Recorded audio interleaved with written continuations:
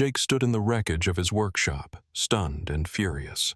His dreams, shattered in an instant, left him speechless. Then a cryptic message echoed, "This is none of your business." But what happened next? It would shake everyone to the core. Let's start at the beginning. Jake Thompson had spent years building his workshop, a space where he could lose himself in his work. It wasn't just a building. It was the heartbeat of his passion. As a mechanic and craftsman, every tool, every inch of the space held the essence of his dreams. He spent countless hours restoring vintage cars, crafting custom motorcycles, projects that weren't just work, but a form of expression. The workshop had become his sanctuary, a place where the outside world faded away, and it was just him and the metal in front of him. It was where he found peace, purpose, and pride.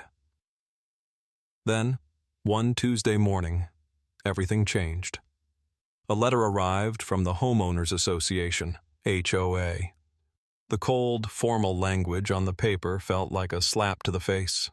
His workshop, they claimed, violated community guidelines. There would be no negotiation, no appeal. Jake had to tear it down, immediately. The world seemed to freeze. For a moment, Jake couldn't believe what he was reading. No warning, no consultation, just a decision made without his knowledge, without his consent. The letter felt like a punch to the gut, and a deep, suffocating anger bubbled up inside him. His workshop wasn't some eyesore or nuisance to anyone. It wasn't just a building. It was the culmination of years of hard work, late nights, and sacrifice. His livelihood. The HOA had taken it all away with a simple letter. They'd torn down what mattered most to him, not with a hammer or bulldozer, but with their unchecked power. And in that moment, Jake's world shattered. His sanctuary, his passion, reduced to a list of violations. The anger surged, and he vowed to make them understand. Jake had hoped that once he explained his situation, the HOA would understand. He tried to reason with them, presenting his case calmly and logically, hoping that they would see the value of his work and the importance of his workshop to him. But his words seemed to fall on deaf ears. The HOA representatives were indifferent, their faces impassive as they listened to his pleas. Every attempt at dialogue was met with cold dismissal, as if his feelings and concerns didn't matter at all. The bureaucracy felt suffocating, a wall of red tape that he couldn't climb. Each call, each email, each meeting only deepened his frustration. They weren't interested in hearing him out. It was clear they had made their decision, and nothing would change it. There was no room for negotiation, no space for empathy. Jake realized, with growing dismay, that he was trapped in a system that didn't care about him or the life he'd built. With no other option, Jake hired a lawyer, Sarah Ellis. Sarah was known for her fierce determination and her no-nonsense approach to the law. She had a reputation for taking on the toughest cases, and Jake hoped her expertise would be the key to winning this fight. When Sarah reviewed the HOA's actions, her expression darkened. It didn't take long for her to uncover the truth. The HOA had crossed a line. They had violated a clause in their own governing documents, a clause meant to protect homeowners from arbitrary demolitions without due process.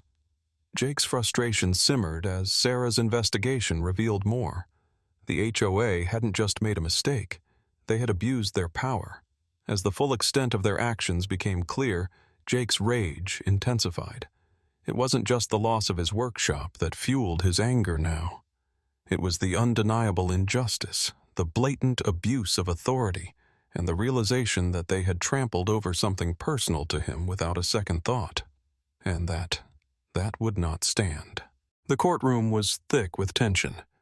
Jake sat at the table, his hands clenched, the weight of the moment pressing down on him.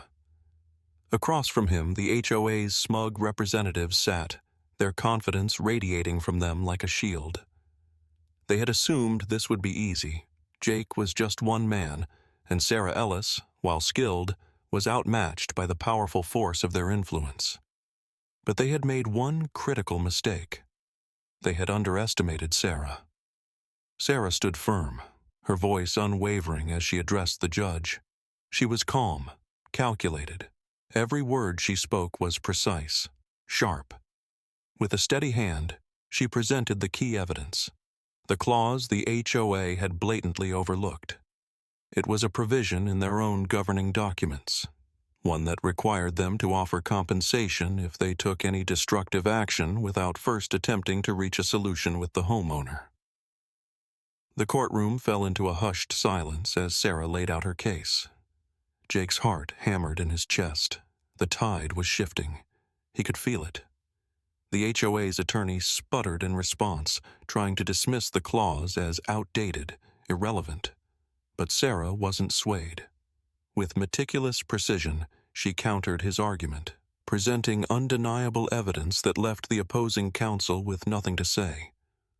The room seemed to hold its breath as the judge leaned forward, eyes fixed on the documents Sarah had laid before him. Jake couldn't tear his eyes away. For the first time, it felt like they might actually have a chance. The weight of all the injustice, all the anger he'd been holding on to was boiling inside him. But now, there was something else. Hope. The balance was tipping.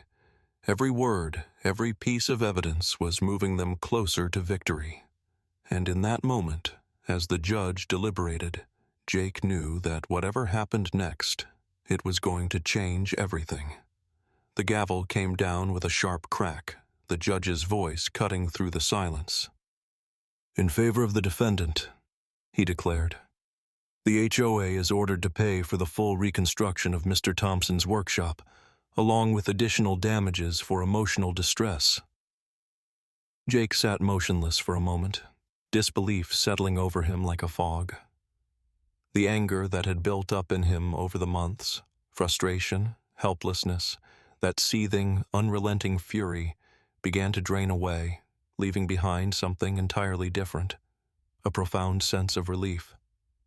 He had won, not just for himself, but for every homeowner who had ever been trampled by the cold, indifferent bureaucracy of organizations like the HOA. As the courtroom slowly came to life with murmurs and low conversations, Sarah leaned toward him, her smile steady and confident. The kind of smile you give someone when they've just beaten the odds. "We did it," she said, her voice quiet but strong. Jake nodded, his mind still processing what had just happened. They had taken on a giant, a faceless bureaucracy, and they had won. The weight of the battle, the long nights, the countless hours spent in preparation, felt worth it now. The HOA was forced to issue a public apology, but it was cold comfort. The real victory was seeing his workshop rebuilt, this time better than before. The walls were sturdier, the roof stronger, and the space filled with the tools and machinery that had once been stripped away. As he stood in the freshly finished workshop, the sound of power tools humming in the background, Jake took a deep breath. He ran his fingers over the smooth surface of his workbench, the familiar hum of the machines surrounding him like a comforting embrace. In that moment, it hit him. He'd never feel helpless again. He had learned something invaluable, that the law could be an ally, that it wasn't just a shield, but a sword, a force for right when wielded correctly. Justice might take time, but in the end, it always found its way. Jake had fought for what was his, and now he stood taller, unbreakable.